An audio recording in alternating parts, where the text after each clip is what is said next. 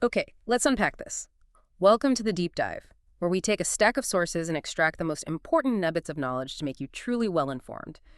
Today, we are embarking on a true deep dive into the multifaceted mythos of Apollo, one of the most prominent and, well, undeniably influential Olympian deities. You probably know him as the god of light, music, poetry, prophecy, archery. The list goes on. But as we'll discover, his story is also woven with threads of um, dark secrets, surprising contradictions, and often really tragic outcomes. Absolutely. Our mission in this deep dive is to extract the most important insights from the comprehensive narrative we've assembled. We want to let the ancient accounts really speak for themselves. We'll meticulously explore his divine origins, his incredibly diverse domains, his complex and frankly often heartbreaking relationships, and his profound pervasive impact on the ancient Greek world. Our goal is to help you understand not just what happened in these, well, captivating myths, but why it matters so deeply to the Greeks and what it tells us about their enduring beliefs and values. And we're drawing from a really rich tapestry of mythological narratives for this one. We've compiled them to give you a shortcut, to being truly well-informed about Apollo. We've got some surprising facts lined up, and as always, just enough humor to keep you hooked. We're presenting these myths exactly as they were told in the ancient sources, focusing strictly on the stories themselves. So let's begin our journey into the radiant yet sometimes shadowed world of Apollo. Hashtag origins and early assertion of power. Let's plunge straight into the drama then, because Apollo's birth wasn't some peaceful, idyllic event, was it? It sounds like it was steeped in divine chaos right from the get-go. Oh, absolutely. Driven by the formidable and, let's be honest, perpetual jealousy of Hera. Imagine, if you will, the very earth kind of groaning under Hera's relentless wrath. It's wild how often divine emotions, especially the negative ones like Hera's jealousy, seem to drive everything in these myths. It's truly fascinating, particularly negative ones like Hera's intense animosity towards Zeus's numerous offspring. They frequently serve as primary, often catastrophic drivers of events in mythology. They didn't just shape the destinies of gods, but profoundly impacted the lives of mortals too. Hera's enduring grudge against Zeus's widespread infidelities is a consistent, powerful, and often destructive theme woven throughout Greek mythology. And Apollo's origin story is, well, a prime example of its far-reaching consequences. Right, and Apollo's lineage is, of course, right at the heart of this drama. He was one of two children born to the king of the gods, Zeus, and the Titaness Leto. Exactly. And this affair, as you can imagine, ignited Hera's relentless fury. She basically set out to prevent Leto from finding any place on Earth, or even under the sun, willing to offer sanctuary for childbirth. Any place at all, that sounds intense. It wasn't just a simple grudge. It was an act of intense, pervasive resentment. It forced Leto into this arduous, painful wandering across the ancient world, looking for somewhere, anywhere, safe to give birth. Wow, and wasn't there also some kind of rumor going around that made things even harder? Yes, the narratives also reveal this widespread rumor that further complicated Leto's desperate search. Lands were reluctant to host the birth because of this belief, this fear, that Apollo, once born, would be a wild and formidable deity. There was a genuine fear that his immense, sort of untamed power might inflict harm upon his birthplace. This fear really underscores a deep-seated respect and perhaps trepidation that mortals held for divine power, even before it fully manifested. Every island, every mainland, feared becoming the target of a newborn god's unpredictable might. So after all that harrowing wandering, how did Leto finally find a place? Well, she finally managed to convince the small, barren, and importantly floating island of Delos to offer her sanctuary. A floating island. How does she manage that? She secured this promise by assuring Delos that Apollo would establish a magnificent temple there. She promised to elevate the island from its humble, drifting existence to a place of immense renown and prestige across the Greek world.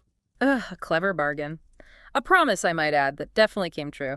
Delos became incredibly important. It did. But even with Delos's consent, Hera's malice wasn't exhausted. She deliberately kept Eileithyia, the goddess of childbirth, away from the island. Wait, the goddess of childbirth? You can't have a birth without her, surely. Exactly. Hera knew full well that no birth, divine or mortal, could proceed without Eileithyia's presence. This calculated act of obstruction further prolonged Leto's already agonizing labor, pushing her to the very brink of endurance. It was only when Iris, the swift messenger of the gods, the one known for her rainbow trails, was finally dispatched to retrieve Eileithyia, some say by Zeus, others by the other concerned goddesses, that the divine birth could finally occur. That delay itself highlights the immense power Hera wielded, even over fundamental cosmic processes like birth. Okay, so Iris brings Eileithyia, and then what a birth it must have been. It really was. As soon as Eileithyia arrived, Apollo and his twin sister Artemis were born. Some accounts even specify that Artemis, herself a powerful goddess of the hunt and wilderness, was born first. Artemis was born first. Yes, and immediately after her own arrival, without hesitation, assisted her mother in delivering Apollo. This remarkable act cemented their incredibly unique twin bond right from the very beginning, showcasing their innate connection and mutual support. And upon Apollo's arrival, the island of Delos, once barren and fearful, celebrated. It supposedly covered itself with a profusion of golden flowers, signifying immense joy in the fulfillment of Leto's promise. So even before he takes his first breath, Apollo is causing a stir and proving his future importance. He's immediately recognized, immediately powerful. It's quite the entrance. If we step back for a moment and look at the bigger picture, the narratives of Apollo's infancy portray him not as a helpless newborn requiring care, but as an immediate, almost instantaneous manifestation of divine power. This suggests a predetermined and profound purpose right from the very outset of his existence. It's almost as if he bypassed a typical infancy entirely, just sprang forth fully formed, ready to claim his place in the cosmos. That's right. I read that immediately after birth, he was nourished with ambrosia and nectar by Themis, the goddess of divine law and order. Correct. And the effect was profound. Yeah. He sprang forth fully grown to the stature of a god within a single day. A single day. It's almost hard to wrap your head around. A god who matures in a day, immediately ready. What does that instant readiness signify about his inherent role? It truly distinguishes him as a prodigy among the Olympians, signaling an inherent importance and power that was destined from the start. And get this, he promptly demanded his iconic lyre and his formidable bow. Demanded them on day one. On day one, instruments that would become synonymous with his various domains. He then declared that from that moment forward, he would convey the will of Zeus to mortals. This rapid assumption of his divine attributes really underlines his inherent significance and the preordained nature of his mission. It sets him apart as a divine communicator and enforcer of cosmic order from his very earliest moments. And he certainly didn't waste any time proving that power. His first major feat happened, mere days after his birth? Right, which raises an important question. Why was his very first act one of such powerful confrontation and so decisive? It immediately establishes his formidable nature and, crucially, his connection to a key future domain. His first major act was the slaying of the monstrous serpent or dragon known as Python. This formidable creature, sometimes said to be born from the slime left by the Great Flood, was a terrifying presence. Python. Where was it? It guarded the mysterious chasm at Python, a dark, primordial site that would later become renowned as Delphi, a place of immense spiritual power. Python wasn't just some beast. It represented ancient, untamed chaos. So this wasn't just some random monster hunt then. There was a deeper significance, clearly. Absolutely. There were multiple profound reasons for this confrontation, adding layers to his motivation and laying the foundation for his most famous sanctuary. One prominent narrative states that Apollo undertook this task simply to establish his dominion over this sacred ancient site and its natural oracle. It was about bringing Olympian order to primeval chaos, an assertion of his preeminence, really, a declaration of his rightful claim. But there's another, perhaps more personal reason that resonates deeply with his origin story, right? Something to do with his mother. Precisely. Another version, deeply intertwined with his birth, says it was an act of profound vengeance. Remember how Hera set Python to pursue his mother, Leto, during her arduous, painful wanderings while she was pregnant, trying to prevent their birth? Oh, yes. So this was payback. Exactly. So Apollo, fueled by divine fury and armed with his newly acquired arrows, swiftly dispatched Python, piercing the monstrous creature with countless shafts. This earned him the significant epithet Pythian, forever linking him to this triumph. Following this victory, he established his renowned oracle directly over the corpse of the defeated monster, literally building his center of divine communication on the grave of ancient chaos. Consequently, the priestess, who channeled Apollo's prophecies at Delphi, became known as the Pythia, a name forever commemorating his triumph and the establishment of divine order. So Apollo is literally built on triumph over chaos, setting up his most famous oracle right on top of his first major conquest. That's a powerful statement about his origins and his role in establishing cosmic order. #Tag to see. Apollo's multifaceted domains, attributes, and symbols. Okay, so moving on to his domains. When you think of Apollo, prophecy is probably one of the first things that comes to mind, right? And for good reason. His Delphic Oracle was like the place to go in the ancient world for guidance. It really was the most sought-after council. And what's truly fascinating here is how deeply integrated the oracle's function was into the political, social, and even military decisions of the ancient world. Its influence extended far beyond simple religious worship. It became a cornerstone of ancient Greek society. Its fame peaked between the 8th and 4th centuries BCE, and its counsel was sought by everyone from lawmakers trying to establish constitutions, to colonists planning new settlements, to cult founders seeking divine authorization, and especially for predicting war outcomes or significant political actions. The absolute centrality of Delphi in ancient Greek life meant its pronouncements could literally shape the course of history for city-states and entire regions. So how did a consultation with this incredibly powerful oracle actually work? It wasn't exactly a walk-in clinic, I imagine. Huh. Far from it. The Pythia, the priestess, was typically a local woman, usually over 50 years old. She lived apart from her husband and dressed in a maiden's attire, embodying a certain kind of ritual purity. And consultations, generally restricted to the 7th day of the Delphic month. That was considered Apollo's birthday, adding to the sacred atmosphere and exclusivity. It made each session a truly special event. And the rituals surrounding it sound pretty intense, designed to create a powerful, almost mystical experience. They were meticulously crafted, yes, designed to induce a state conducive to divine communication. The Pythia and her consultants would first perform ritual bathing in the sacred Castalian spring. Then the Pythia herself would drink from the sacred Cassotis spring, which flowed beneath the temple. After that, she'd enter the temple's inner sanctum, the Adedaton, this forbidden holy space, and mount a sacred tripod, the very symbol of Apollo's prophetic power. To induce an ecstatic state, believed to be a direct channeling of Apollo, she would chew leaves of the laurels, Apollo's sacred tree, or sometimes inhale vapors said to rise from a chasm beneath the temple. Chewing leaves and inhaling vapors. Wow. And then she'd speak. In this altered state, yes, the Pythia would speak, sometimes intelligibly, sometimes in utterances that were more like cries or riddles. And her words were notably not directly recorded by the person asking the question. Instead, they were interpreted and transcribed by accompanying priests, often into ambiguous verse. Ambiguous verse, so open to interpretation. Exactly. And that ambiguity was key. It allowed for various interpretations, giving the priests immense power and discretion, frankly.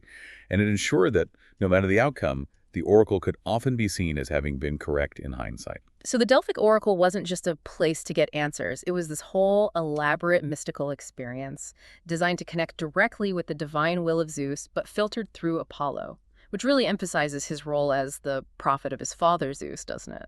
It does indeed. Apollo's prophetic capabilities were said to originate directly from Zeus himself, earning him that very title. He possessed the unique power not only to receive prophecies, but also to bestow the gift of prophecy upon both gods and mortals.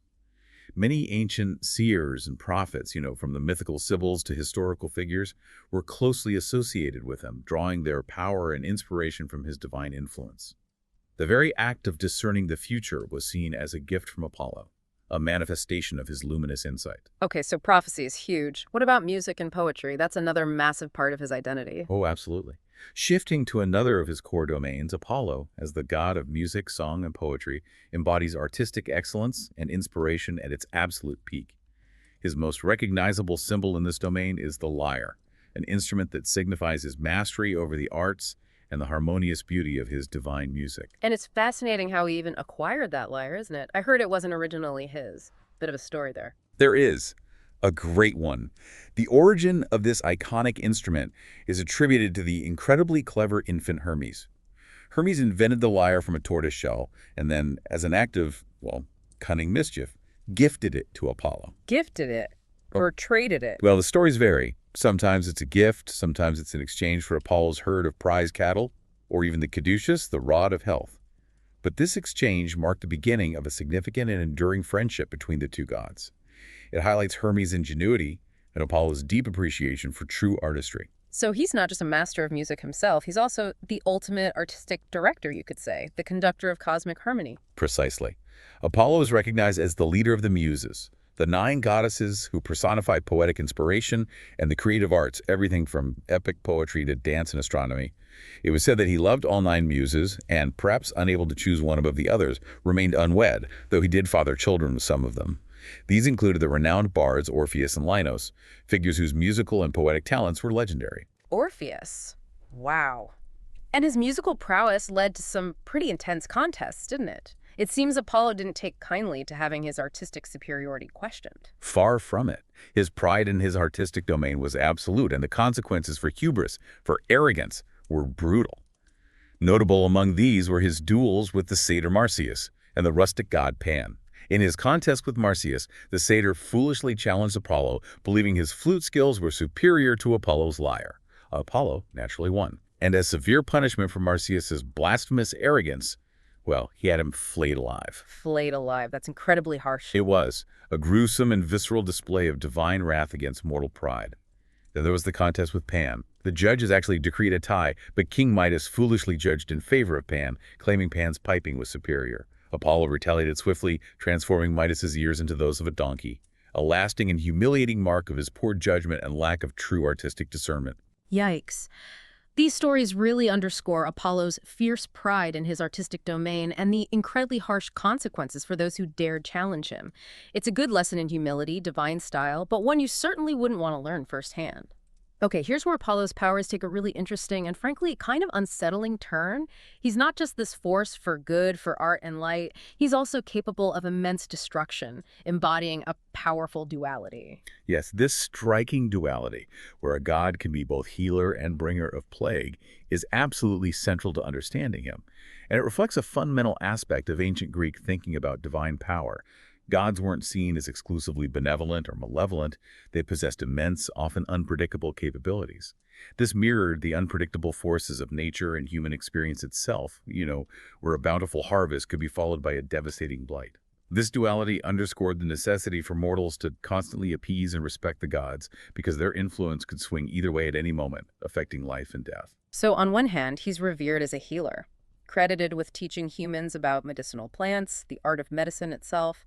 He had these revered epithets like Ulius, healer, and Electikakos, ill-deterring. People would pray to him for health, for recovery. Exactly. But conversely, he is also the deity responsible for sending plagues and epidemics. He's often depicted using his arrows to inflict sudden illness or death. These swift, invisible arrows were believed to bring about pestilence and widespread affliction. A notable and devastating instance of this destructive power is when he sent that plague into the Achaean camp at the outset of the Trojan War. Ah, yes, I remember that from the Iliad. Why did he do that again? It was a direct punishment for King Agamemnon's disrespect towards Chryses, a priest of Apollo who had sought the return of his captured daughter, Chryseis. The plague decimated the Greek forces, demonstrating his capacity for widespread affliction and his unwavering demand for respect for his priests. And then there's the dramatic and really quite tragic origin story of his most famous healing offspring, Asclepius, who himself became a pivotal figure. Right, Asclepius, who indeed became the god of healing. And his story perfectly encapsulates this duality of his father. Asclepius was born to Apollo and the mortal princess Coronis of Thessaly. The story of his birth is quite dramatic. When Apollo discovered Coronis' infidelity, she had fallen in love with a mortal man named Ischys while pregnant with Apollo's child. He, or in some versions his twin sister Artemis, acting at his behest, killed Coronis with arrows. He killed her while she was pregnant with his child. Yes. But before her body could be consumed on the funeral pyre, Apollo, filled with remorse for his unborn child and perhaps recognizing the child's potential, rescued the infant Asclepius from her womb. This act is sometimes described as the very first caesarean section, a divine intervention saving life from death. Asclepius was then entrusted to the wise centaur Chiron, who instructed him in the art of healing, leading him to become a revered deity in his own right, forever linked to his father's dual nature. So Apollo gives life, takes life, heals life, and destroys life.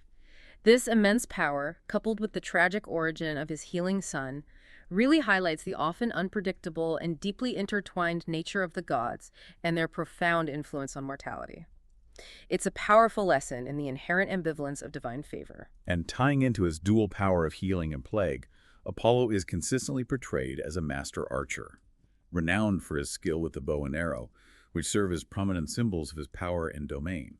His arrows are symbolic of both his ability to strike targets from a great distance with unerring precision and his capacity to bring about sudden afflictions, or conversely, to cleanse and purify.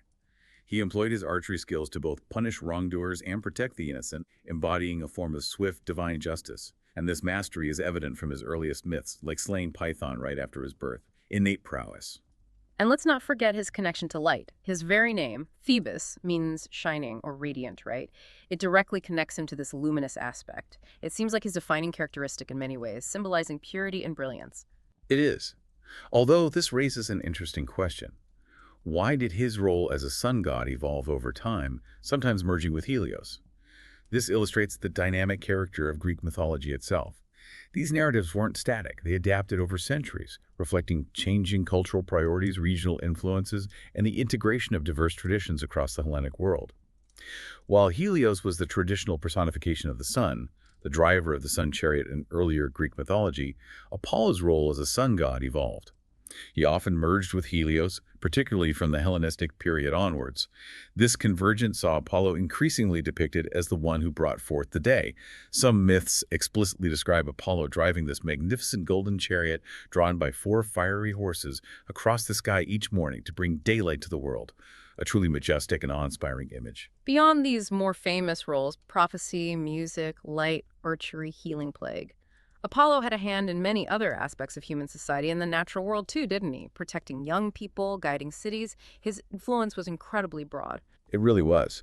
This broad influence truly shows how deeply Apollo was integrated into the fabric of ancient Greek life. It connects him to ideals of physical and moral goodness, and also to very practical societal functions. He and his twin sister Artemis were considered sacred protectors of young boys and girls, respectively, guiding them through the vulnerable stages of childhood and adolescence. And Apollo himself was often regarded as the ideal of masculine beauty and youth, frequently depicted as this beardless, athletically built figure. This physical perfection, combined with his intellectual and artistic prowess, embodied the Greek ideal of kolokagathia. Kolokagathia, that's physical beauty combined with moral goodness. Right, exactly. Physical beauty coupled with moral goodness and excellence. A complete package, in a way. He also had a connection to the pastoral life, the very rhythm of the land, didn't he? Something about being a herdsman. He did indeed. He served as a patron of flocks and pastures, earning the epithet nomios, which means herdsman, highlighting his connection to the agricultural and pastoral world.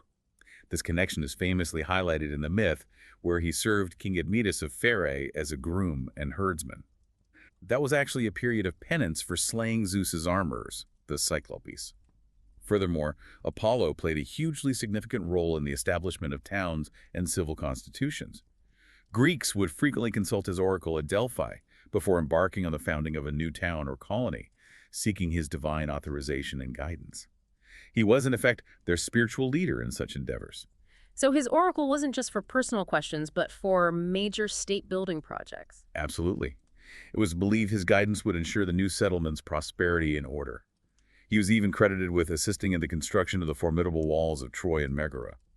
Some stories suggest his divine influence could literally bring harmony and strength to human structures, perhaps by charming the stones into place with his music, making the walls impenetrable. Charming stones into place with music. That's a fantastic image. Okay, let's talk symbols. Each one seems to tell a part of his story. The laurel wreath, for instance. Right. Let's consider his key symbols, because each one really encapsulates a layer of his complex nature and the stories connected to him. It offers a visual shorthand to his identity. Take the laurel wreath. This wreath, fashioned from laurel leaves, is a prominent symbol worn by Apollo. It represents his enduring, albeit tragic, love for the nymph, Daphne, who, as we'll discuss later, was transformed into a laurel tree to escape his pursuit. But beyond this personal connection, the laurel wreath also symbolizes victory and honor. It was traditionally awarded to victors in athletic and poetic contests, reflecting Apollo's patronage of these arts. It can also symbolize the sun's rays, connecting to his radiant aspect. And of course, the lyre. Probably his most famous attribute. Exactly. The lyre is his most iconic attribute as the god of music. It signifies his artistic mastery, the harmonious beauty of his music, and his leadership of the muses. Then there are the bow and arrows, representing his skill as an archer, his ability to strike from afar, and crucially, his dual power to inflict plague or bring healing. The tripod. That tall, three-footed structure used in religious rituals and sacrifices is a significant symbol of Apollo's prophetic powers, particularly associated with his oracle at Delphi, as it was the seat upon which the Pythia sat. And the raven. What's its story beyond just being a messenger? I feel like there's a dark twist there. There is. The raven is often depicted as Apollo's messenger, especially in connection with his prophetic powers and his far-seeing gaze. But it's notably featured in the myth of Coronis. In that story, a white raven reported Coronis' infidelity to Apollo. The god, in a fit of rage, scorched the raven black for bringing him such bad news. So according to the myth, that's why ravens are black today. A cautionary tale about being the bearer of bad news to a powerful god. Ouch. Definitely shoot the messenger in that case. Are there other animals linked to him? Yes, quite a few. Swans are associated with him because they supposedly pulled his chariot to the land of the Hyperboreans, a mythical northern paradise, linking them to his serene and radiant aspect. Cicadas symbolize music and song. Hawks and crows also served as his messengers. Snakes are associated with prophecy and medicine, particularly due to their connection to his son Asclepius. Other animals include wolves, dolphins who, according to one myth, guided Cretans to Delphi, earning Apollo the epithet Delphinius, protector of sailors, deer, mice, and even griffins. Each adds another layer to his complex domain. It's amazing how these distinct images immediately bring to mind his varied roles and profound mythological tales. Each one tells a story, and each symbol, in a way, is a miniature deep dive into his character. Tag 3, Apollo's complex relationships and romantic entanglements. Okay, let's talk relationships. Like any family, especially a divine one, the Olympians have their share of drama, rivalries, and deep bonds. And Apollo's immediate divine circle seems to have profoundly shaped much of his early life and powers. Absolutely. This truly highlights the intricate internal dynamics of the Olympian pantheon. Even powerful gods are interconnected through lineage, shared experiences, and rivalries that often spill over into the mortal world. First, there's Zeus, his father. As the son of Zeus, Apollo's prophetic powers are said to derive directly from the supreme deity, earning him that significant title, the prophet of his father Zeus. And Apollo is generally depicted as remarkably loyal to Zeus, even in instances where other gods might openly rebel against the supreme deity. That's a key characteristic of his alignment within the divine hierarchy. His devotion often saw him enforcing Zeus's will. And his twin sister Artemis. They share a really special, almost inseparable bond, don't they? Their connection seems unique, even among divine siblings. A truly profound and unique bond, yes. Apollo and Artemis are divine twins, born to Zeus and Leto on Delos. As we mentioned, Artemis is sometimes described as being born first, and with incredible strength and compassion, assisting her mother in Apollo's delivery. This act solidified their unique twin bond right from the very beginning, a powerful testament to their mutual support. Both are expert archers, and both serve as fierce protectors of the young Apollo for boys, Artemis for girls. Despite their distinct domains, Apollo representing the sun and civilized arts, Artemis the moon and untamed wilderness, they are fiercely devoted to one another. They frequently defend each other and their mother from external threats or insults, acting almost as a singular force when their family is threatened. And then there's Hera, the ever-present shadow of his early life, whose animosity shaped the very circumstances of his birth. Hera, his stepmother, yes. She harbored this profound and relentless jealousy over Zeus's affair with Leto, which directly led to the arduous circumstances of Apollo and Artemis's birth, including Leto's prolonged, agonizing search for a birthing place and Hera's deliberate interference with Eileithyia, the goddess of childbirth. This animosity, a recurring motif throughout Greek mythology, is a consistent and pivotal theme, shaping many divine and mortal narratives. For Apollo, Hera's bitterness over his very existence was a foundational element, creating initial hardship even for a powerful deity. Her enmity towards Zeus's illegitimate offspring was a source of constant dramatic tension. Okay, so that's the family drama. But shifting to his romantic life. Despite his radiant beauty, his charisma, his incredible talent, Apollo's relationships often ended in heartbreak or dramatic transformations for his beloveds. It reveals a darker, maybe more possessive side of divine affection and a real pattern of sorrow. That's a crucial observation. If we connect this to the bigger picture, this recurring pattern in Apollo's romantic history reveals that divine affections are not always benign. In fact, they can be possessive, destructive, and deeply intertwined with both mortal fragility and divine jealousy. The immense power wielded by the gods meant their emotional responses, whether love or wrath, had far-reaching, often fatal, repercussions for those they interacted with, even those they claimed to love. It's a poignant mythological warning about the dangers of unchecked power and desire. The story of Daphne is a classic, really poignant example of this pattern, and it gives us the origin of one of Apollo's most famous symbols, the laurel wreath. It does. Daphne was a beautiful, chaste nymph, often described as the daughter of the river god Peneus or Amyclos. Apollo's intense, immediate love for Daphne was, ironically, instigated by Eros, or Cupid. Eros, apparently angered by Apollo's arrogant boasts after slaying Python, sought to teach him a lesson about the true power of love. So he shot Apollo with a gold-tipped arrow of uncontrollable love and simultaneously shot Daphne with a lead-tipped arrow of complete aversion, setting up an inescapable tragedy from the start. So she literally couldn't stand him, and he couldn't stop loving her. Exactly. Apollo relentlessly pursued Daphne, who desperately fled, wishing only to preserve her virginity and remain wild and free. As Apollo finally caught her, his hands almost grasping her, Daphne, in a desperate last-moment plea, implored her father, or Mother Earth in some versions, for salvation. Her prayer was answered with a dramatic, instantaneous transformation. Her skin became bark, her hair turned to leaves, and her feet rooted into the ground, and she became a laurel tree. Heartbroken, Apollo vowed to honor her forever, making the laurel his sacred tree and a symbol of poets and victors, a bittersweet remembrance of a love unfulfilled and a desire tragically thwarted. And this narrative consistently illustrates a profound consequence for mortals or nymphs who reject a god's advances. Such rejections, even when rooted in personal autonomy, frequently provoke divine wrath, leading to transformations or curses that fundamentally alter the individual's very existence. What a powerful and deeply sad origin story for the laurel wreath. It's a classic example of divine desire leading to dramatic, irreversible change and a lasting symbol of a love lost. And it wasn't the only tragedy, was it? There's Hyacinthus, too. Yes, Hyacinthus, a strikingly handsome young Spartan prince whose beauty captivated Apollo. He was deeply loved by the god. Their tragic story unfolds during a seemingly innocent game of discus.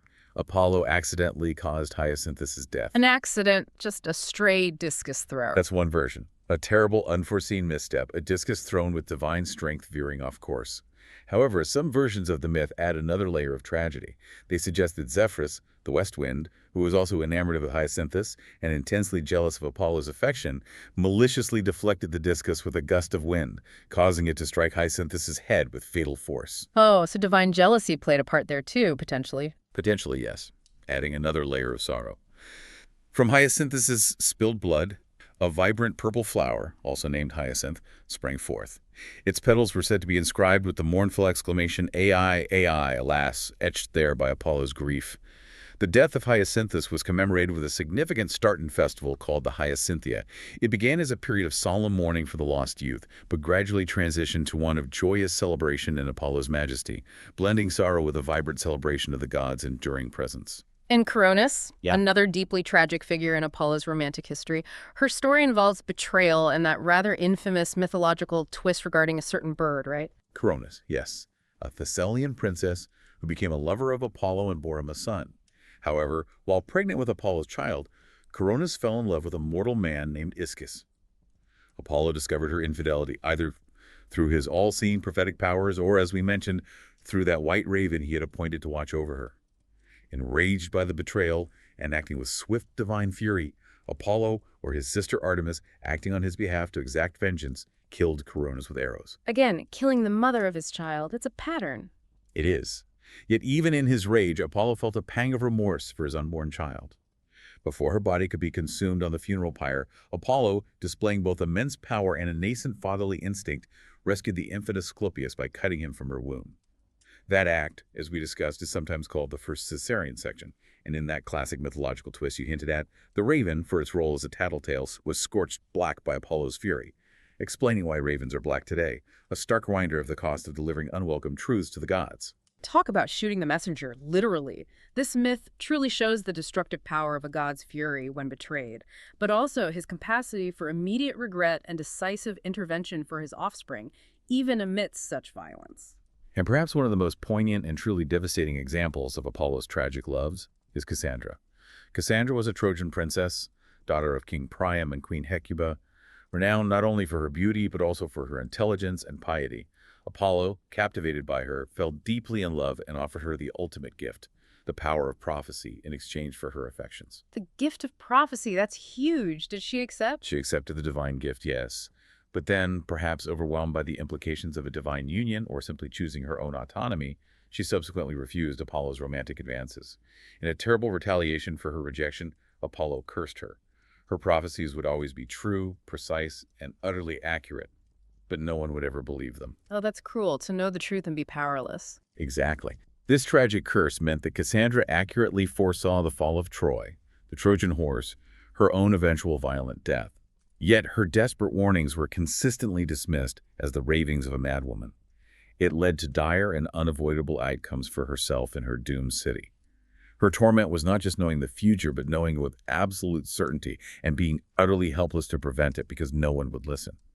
Imagine knowing the future with perfect clarity, but being utterly helpless to change it because no one, not even your closest family, believes a single word you say. This is truly one of the most tragic and psychologically devastating curses in all of mythology, a devastating consequence of divine scorn. Beyond these deeply tragic relationships, Apollo's extensive romantic life led to a multitude of other notable figures in Greek mythology. It highlights his widespread influence and prolific lineage, ensuring his impact across many realms.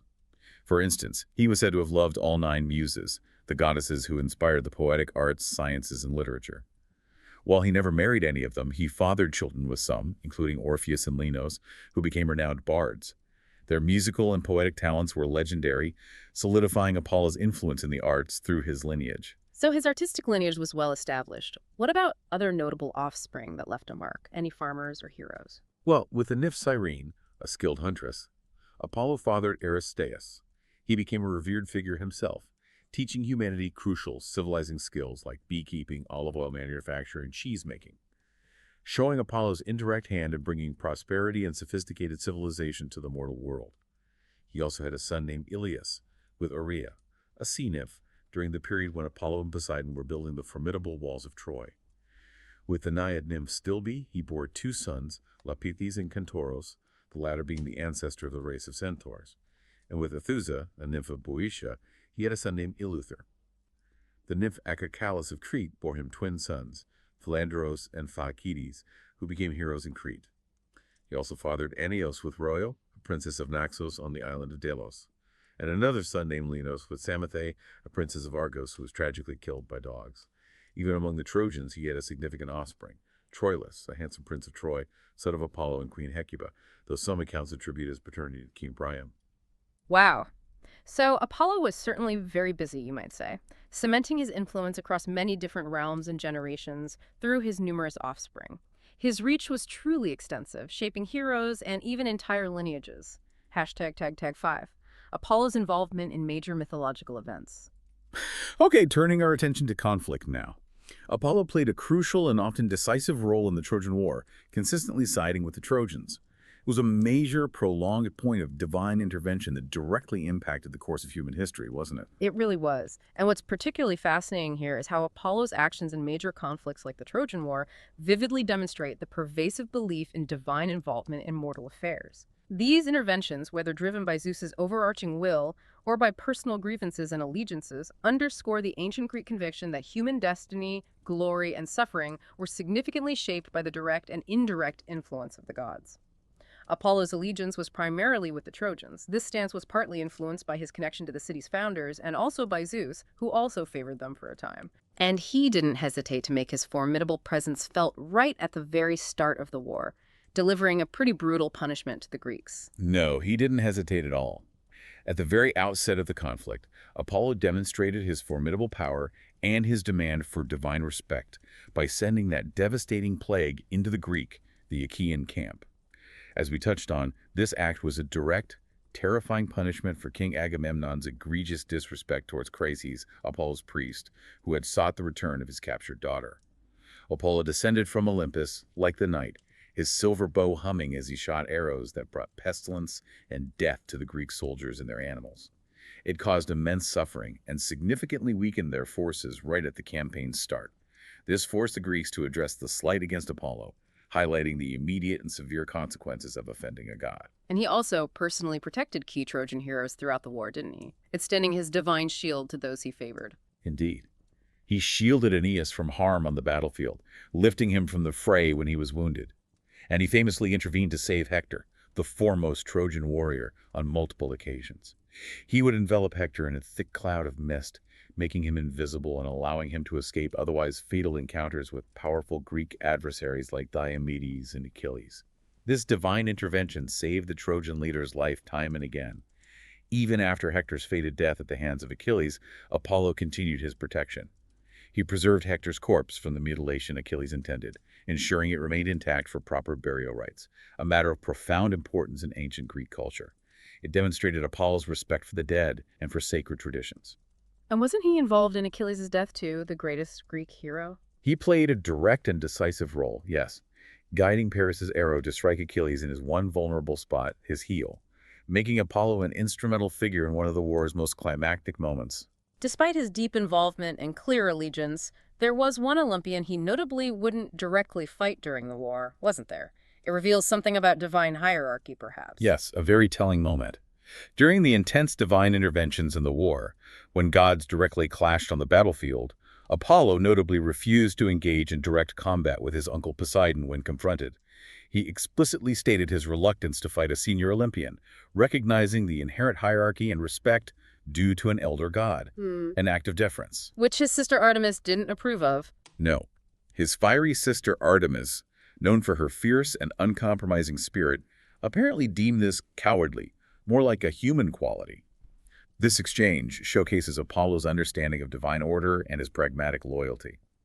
His motivations in the war, despite his pro-Trojan stance, were often portrayed as tied to fulfilling his divine duty and enforcing the will of Zeus, rather than solely driven by personal grudges. It's also important to note that despite his strong pro-Trojan stance, Apollo was also a revered deity among the Greeks, particularly as the patron god of Sparta, and his seers provided guidance to both sides of the conflict. After the war, he even extended his aid to some Greek heroes, helping Diomedes return home safely. It demonstrates a broader role beyond just factional allegiance, a truly cosmic influence. So beyond the Trojan War, what other major cosmic events did he get involved in? I remember reading about the Gigantomachy. Yes, the Gigantomachy, the epic battle between the Olympian gods and the giants. This conflict was a pivotal cosmic moment in Greek mythology. It represented the ultimate struggle between the forces of order, embodied by the Olympians, and the raw, untamed forces of chaos and brute nature, embodied by the giants. The mythological narratives recount that the Olympians learned they could only achieve victory with the aid of immortal hero Heracles. Apollo, alongside Zeus, Heracles, and Athena, was a central protagonist in this monumental struggle. His unerring arrows, shafts of pure light and precision, would have been crucial in striking down the towering giants. His divine aim a stark contrast to the giants' overwhelming but unrefined brute force. He helped ensure the Olympians solidified their reign over the cosmos and established a new era of divine order. It seems like even the most powerful gods weren't immune to Zeus's supreme authority, though. Apollo, despite his power and influence, found himself in quite humbling circumstances at times, right? Enduring forced servitude to mortals. Absolutely. And this raises an important question for us. What does it truly mean for a god to be punished by another? This clearly delineates the hierarchical structure of the Olympian pantheon. It illustrates that divine authority wasn't absolute for all gods, and transgressions against Zeus, the supreme deity, carried severe and very public consequences. In one instance, Apollo and Poseidon actually conspired against Zeus, an act of rebellion. As a direct punishment for this profound transgression against his authority, Zeus condemned both gods to serve the mortal King Laomedon of Troy for a year. Serve a mortal king? What did they have to do? The narratives describe Laomedon assigning Apollo the humble task of herding his goats, a task utterly beneath a god of light and music. Meanwhile, Poseidon was tasked with building the formidable, impenetrable walls of Troy. And after all that hard divine labor, King Laomedon, known for his treachery, didn't even pay them, did he? Talk about biting the hand that built your city. Precisely. Upon the completion of their arduous service, King Laomedon, true to his treacherous nature, brazenly refused to pay the gods for their labor. In vengeance for this broken promise and deep insult, Apollo sent a devastating pestilence upon Troy, while Poseidon unleashed a fearsome sea monster to ravage the land, demanding human sacrifice. This divine retribution ultimately set the stage for later conflicts involving Troy, showing that divine debts, unlike mortal ones, are always collected. And that wasn't the only time he served a mortal, was it? There was another period of servitude. Yes, he endured another period of servitude to a mortal king. He served King Admetus of Pherae as a groom and herdsman. This period of penance was imposed upon him for slaying Zeus's armorers, the Cyclops. He killed them because they had forged the thunderbolt that Zeus used to strike down Apollo's son, Asclepius. It was a direct act of revenge by Apollo for the death of his son, and Zeus punished him severely for it. Interestingly, during this time, Apollo developed a great affection for Admetus due to his kindness and hospitality. He even helped Admetus win his bride Alcestis, and later, famously, helped save Admetus from death by tricking the fates. It demonstrates a god's capacity for complex relationships, even in servitude. So Apollo, the god of light and prophecy, served two periods of forced labor for mortals, herding goats and becoming a groom. This really humanizes the gods in a strange way. It shows even they have to face consequences and pay penance for challenging Zeus, or for actions that displease the supreme deity. It's a vivid reminder that even divine power has its limits within the Olympian hierarchy. And this brings us neatly to the intricate network of relationships among the Olympians, marked by both rivalry and cooperation, often reflecting shared responsibilities or past grievances. We talked about Poseidon. Beyond their shared punishment by Zeus and their joint labor on Troy's walls, they had that notable non-confrontation during the Trojan War. Apollo's refusal to fight his uncle showed respect for hierarchy. Despite this, they also collaborated in significant endeavors. In the context of colonization, for example, Apollo would provide divine authorization for new settlements through his oracle at Delphi, while Poseidon would oversee the colonists' journey across the turbulent sea and provide the lustral water necessary for foundation sacrifices, ensuring success. A divine partnership for human expansion. What about his interactions with Athena? They both seem like powerful, wise figures, yet they were on opposing sides during the Trojan War. Did they ever clash directly? While both Apollo and Athena were indeed prominent Olympians and found themselves on opposing sides during the Trojan War, the mythological narratives don't extensively detail direct conflicts between them. Their dynamic was often more about contrasting roles or approaches. Athena is sometimes portrayed as a contrasting figure to Apollo. He's often seen as an agent of fate and a loyal son of Zeus, focused on divine law and order, while Athena represented more strategic, often direct, intervention. They seem to hold a mutual respect for each other's power, even when their allegiances differed. Okay, that makes sense. And then there's the famous and rather delightful story of Apollo and Hermes. That shows a completely different side to Apollo's temperament, doesn't it? Less wrath, more appreciation for art. Absolutely. The relationship between Apollo and Hermes began not with rivalry, but with that famous tale of mischief and reconciliation. It highlights Hermes' cunning and Apollo's deep appreciation for ingenuity in music. As an infant, Hermes, with mischievous glee, stole Apollo's prized herd of 50 cattle and cleverly concealed their tracks. When confronted by the furious Apollo, the cunning infant, instead of admitting guilt, charmed Apollo with the newly invented lyre, the instrument he had crafted from a tortoise shell, gut strings, and oxhide. Captivated by the beautiful ethereal music, Apollo was utterly disarmed. He not only forgave Hermes for the theft, but also exchanged his entire herd of cattle for the lyre. This led to a lasting friendship and a reciprocal exchange of gifts between them, including Hermes receiving the caduceus, or rod of health. This story with Hermes is such a delightful contrast to some of the more tragic tales we've discussed. It shows Apollo's appreciation for ingenuity and art overriding his immediate anger. It truly highlights his deepest passion for music, even to the point of forgiving a divine theft. It's quite charming, actually. #TagVV, cult, worship, and cultural impact. But let's shift focus to how Apollo was actually worshipped. The sheer number of temples and sanctuaries dedicated to him across the Greek world tells you how deeply revered he was and how central he must have been to their daily lives.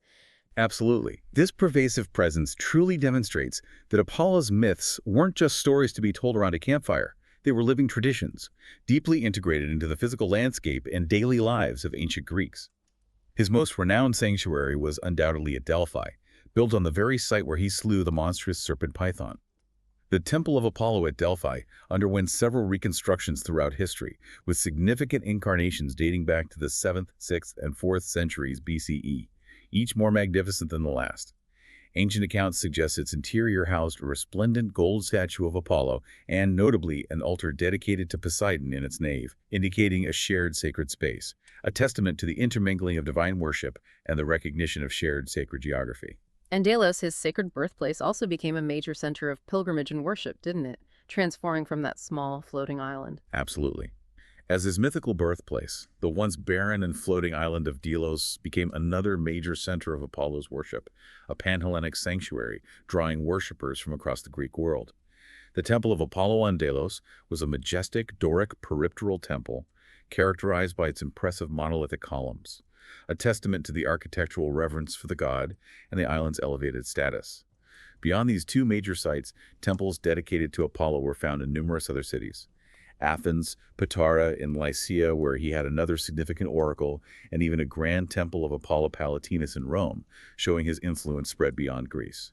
He was also worshipped in places like Corinth and Trojan, where his worship was sometimes shared with Athena, highlighting his pervasive and adaptable presence. So the temples were widespread, but the ancient Greeks didn't just build temples, they truly lived their myths through incredibly elaborate festivals and rituals that honored every aspect of Apollo's immense power and influence, right? Exactly. And what's truly fascinating here is how his worship was deeply integrated into the agricultural, seasonal, and civic rhythms of ancient Greek life. Offerings and rituals weren't just abstract acts of piety, they were directly connected to practical concerns. Things like crop yields, public health, safe maritime journeys. They provided a crucial narrative foundation for securing divine favor and ensuring societal well-being. For example, the Pythian Games, held at Delphi every 4 years, were among the most prestigious Panhellenic festivals, second only to the Olympics in importance. They featured both athletic and musical competitions, commemorating Apollo's victory over Python and his establishment of the Oracle. They drew immense crowds and fostered a sense of shared Greek identity. And there were other festivals too, honoring his birthplace and other specific aspects of his power, kind of marking the calendar with his influence. Yes, definitely. The Delia, for instance, was celebrated every 5 years on Delos. During this solemn festival, Greek city-states sent official embassies to Apollo's birthplace, bringing magnificent offerings and participating in sacred rituals. This highlighted Delos' importance as a pan-Hellenic site and reinforced their shared cultural heritage. Then there was the Pianopsia, an Athenian festival held in October, which involved unique rituals tied to the harvest.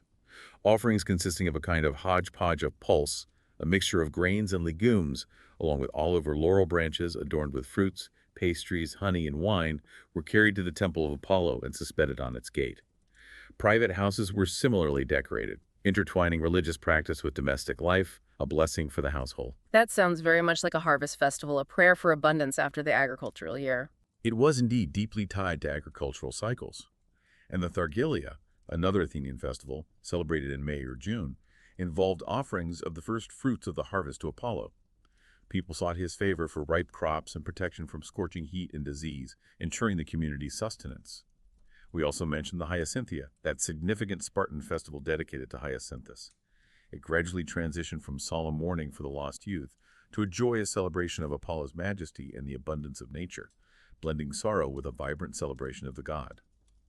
Lastly, the Delphinia, an Athenian festival held in April, honored Apollo Delphinios as the protector of sailors and travelers. It involved ceremonial processions and sacrifices at the Delphinian sanctuary in Athens, reinforcing his crucial role as a guardian for those embarking on dangerous voyages. General worship practices included the belief that performing rituals and sacrifices was essential to appease the gods and maintain their favor. Offerings typically included animals, often the first fruits of harvests, alongside prayers, hymns, and votive objects. The 7th day of each month, considered Apollo's birthday, and the first day of each new moon were particularly sacred to him, making his worship a constant guiding presence in daily life. It's clear his influence was pervasive. And you mentioned earlier, his oracle at Delphi wasn't just a religious hotspot. It was this powerful institution that guided colonization, influenced legal reforms, even shaped military strategies for centuries. Its impact seems profound and really wide-ranging. It really does. And it raises that important question.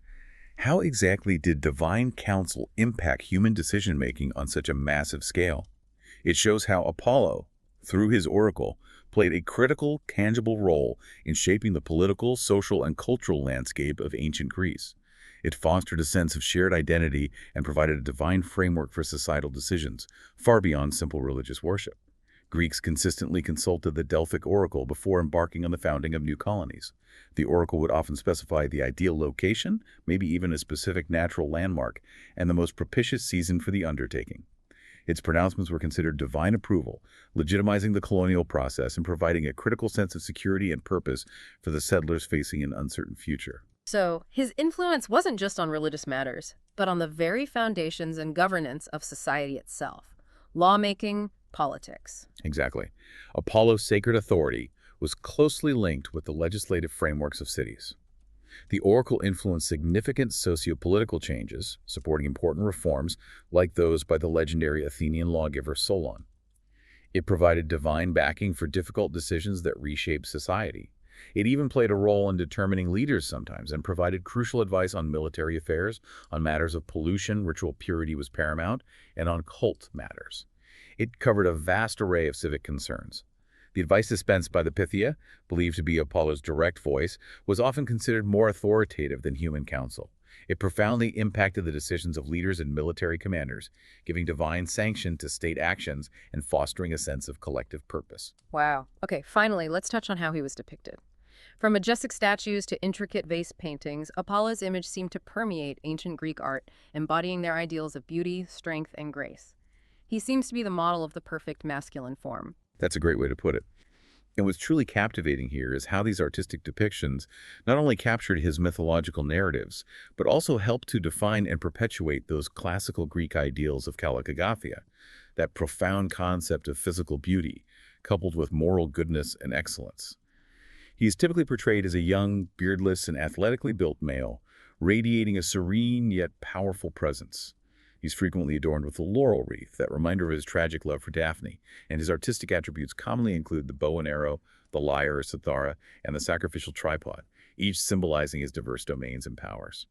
Are there any specific pieces of art that really exemplify this ideal, perhaps pieces that even influenced later eras? Definitely. Two notable sculptures truly exemplify his artistic representation and impact. First, the Apollo Belvedere. It's a celebrated large white marble sculpture standing over 2 meters high and is widely regarded as embodying those classical Greek ideals of beauty, strength, and grace.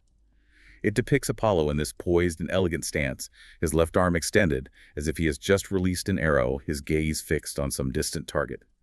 It conveys a sense of divine purpose and effortless power. Rediscovered during the Italian Renaissance, the Apollo Belvedere became an almost universally admired symbol of classical perfection.